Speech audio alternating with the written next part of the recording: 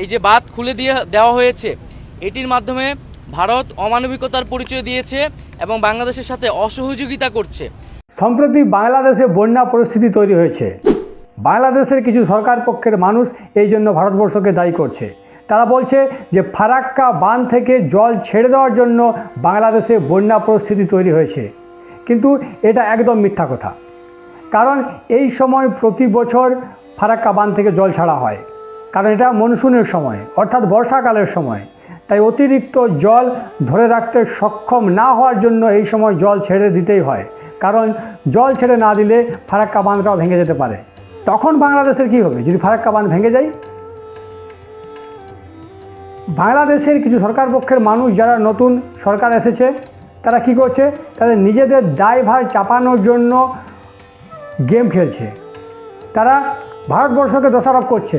তারা বলছে এটা ভারতবর্ষের জন্য আমাদের দেশে বন্যা পরিস্থিতি তৈরি হচ্ছে। যারা শিক্ষিত মানুষ আছেন বাংলাদেশের, তারা একবার বলুন তো, ভারতবর্ষের কী এমন দায় আপনাদের উপর কেন জল ছাড়তে যাবে? আপনারাও জানেন যে এটা বর্ষাকাল এবং অতিরিক্ত জল কোনো বাঁধই ধরে রাখতে পারে না, তাই এই সময় জল ছাড়া হবে, এটাই স্বাভাবিক, এটাই প্রকৃতির নিয়ম। তো আপনাদের সরকার যদি বন্যা পরিস্থিতি মোকাবিলা করতে না পারে, সেটা কি ভারতবর্ষের দোষ? নিজেদের দায়ভার ঝেড়ে ফেলার জন্য মোড়টাকে অন্যদিকে ঘুরিয়ে দিচ্ছে বাংলাদেশের সরকার। আমি সোশ্যাল মিডিয়ায় দেখছিলাম বাংলাদেশের সরকার পক্ষের দুইজন যুবক সরাসরি ভারতকে চ্যালেঞ্জ করছে, যেন হুমকি দিচ্ছে। তারা বলছে আমরা আর পিঠ দেখাবো না, আবার যদি ভারত জল ছাড়ে আমরা উপযুক্ত ব্যবস্থা নেব। তারা কি বলতে চাইছে? আপনারা আমাদেরকে যেভাবে ট্রিটমেন্ট দিবেন ঠিক একইভাবে আপনারাও ট্রিটমেন্টের পাওয়ার জন্য প্রস্তুত হন। আমাদের সাবেক স্বরাষ্ট্রমন্ত্রী বলেছিলেন যে পিঠ দেখানোর সময় শেষ হয়ে গিয়েছে, এখন আমাদের বুক দেখানোর সময় এসছে। আচ্ছা, আপনারা এই জল ছাড়া নিয়ে নিউ দিল্লির সঙ্গে অর্থাৎ ভারতবর্ষের সঙ্গে কোনো আলোচনা করেছেন? করেননি নিশ্চয়ই। আপনারা ওখান থেকে ফুটেজ পাওয়ার জন্য হুঙ্কার দিচ্ছেন সোশ্যাল মিডিয়াতে। ওই যেভাবে ক্ষমতা এসেছেন, একটা দেশ কিভাবে চালাতে হয়, একটা দেশ চালাতে গেলে কি কি করতে হয়, তার নিয়মকানুন কী আছে, কিভাবে কথা বলতে হয়, সেগুলো আপনারা কোনোদিন জানেনই না। আপনারা ভারতবর্ষকে দোষারোপ করে যাচ্ছেন।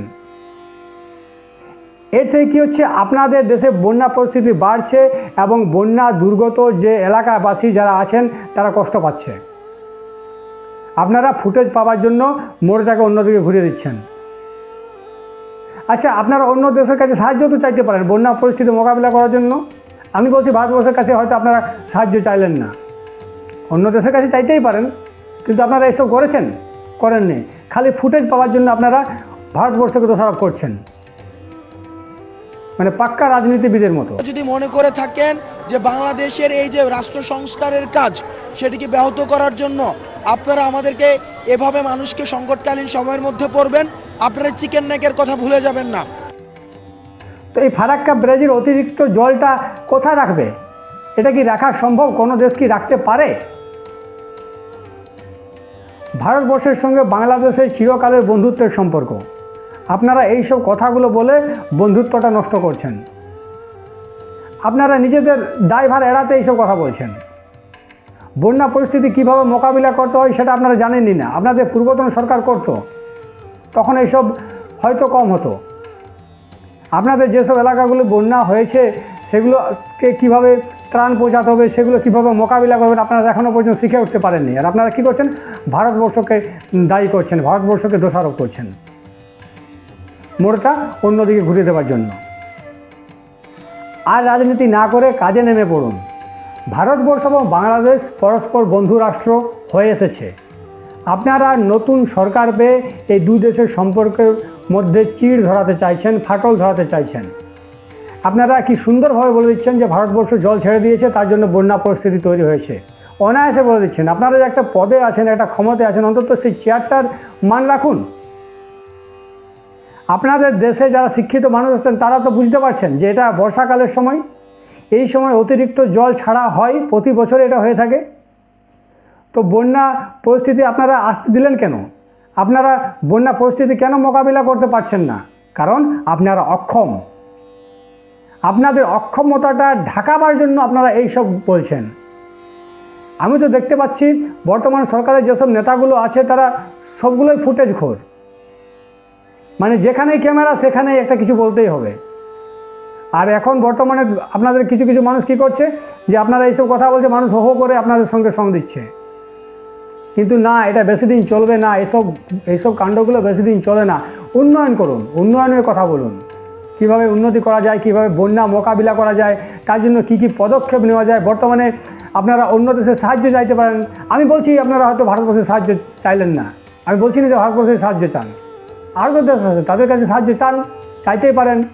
সেই সব না করে আপনারা কি করছেন, আপনারা পুরাপুরি ভারতবর্ষকে দায়ী করছেন। এ কি না, ফারাক্কা ব্যারেজ থেকে ভারত জল ছেড়ে দিয়েছে, তার জন্য আমাদের এই অবস্থা। কিন্তু এটা কি আদৌ সত্যি? প্রতি বছরই তো জল ছাড়া হয়। অতিরিক্ত জল ফারাক্কা ব্যারেজ কি ধরে রাখতে পারবে? ফারাক্কা ব্যারেজ যদি ধরে রাখে অতিরিক্ত জল, তাহলে ভারতবর্ষ প্লাবন হয়ে যাবে, বন্যা হয়ে যাবে, এবং একটা সময় আসবে যে ফারাক্কা ব্যারেজটাও তখন ভেঙে যাবে। তখন আপনারা কি করবেন, কোথায় যাবেন?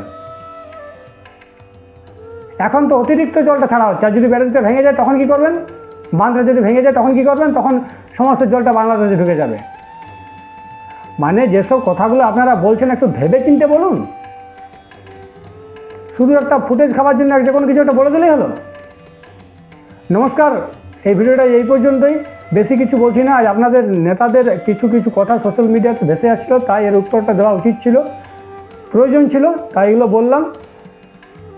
এবং সত্যিটা আপনাদের সামনে, আপনাদের বাংলাদেশের জনগণের সামনে অন্তত তুলে ধরা উচিত যে বন্যা পরিস্থিতির জন্য ভারতবর্ষ দায়ী নয়, বন্যা পরিস্থিতির জন্য আপনাদের নেতারা দায়ী।